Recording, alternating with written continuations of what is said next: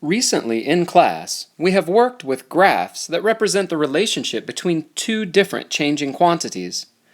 For example, in the graph shown here, the point 4,68 represents that 4 months since January 1st, 1990, the depth of the water in the reservoir was 68 feet.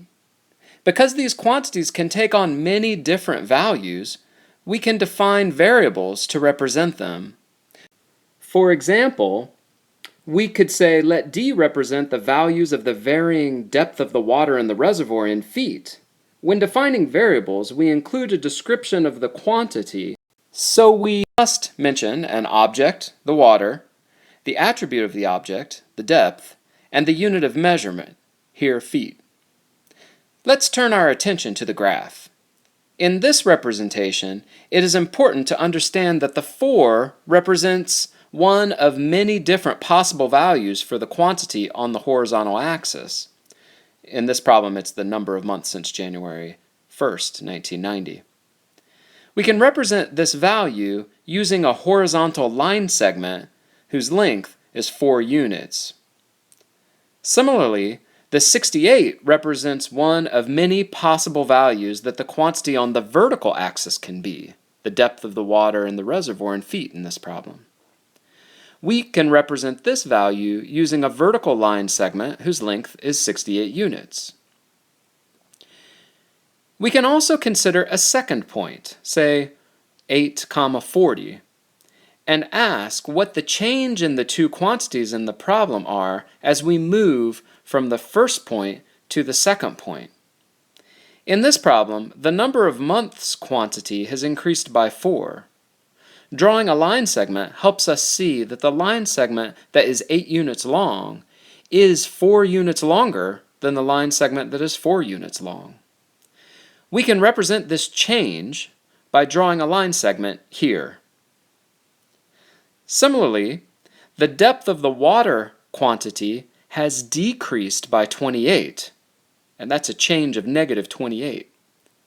Comparing line segments that represent the value of the depth of the water quantity can help us see that the depth of the water when the number of months is 8 is 28 units less than the depth of the water when the number of months is 4.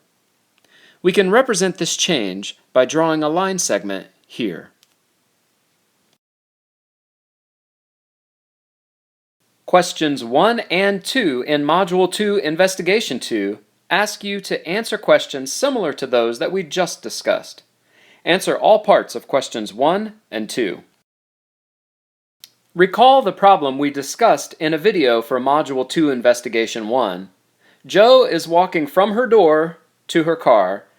If the car is 40 feet from Joe's door and x represents the varying number of feet between Joe and the door, we determined that the expression 40 minus x represents the quantity, the number of feet between Joe and her car.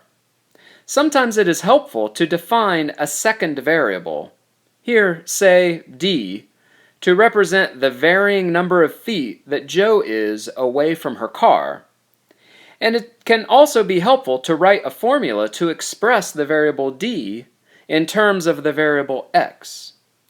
This is done by saying d equals 40 minus x.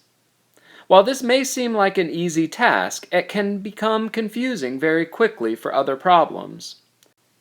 Questions 3 through 5 will ask questions that will help you think through and get comfortable defining variables and writing formulas to express one variable in terms of or with respect to a second variable.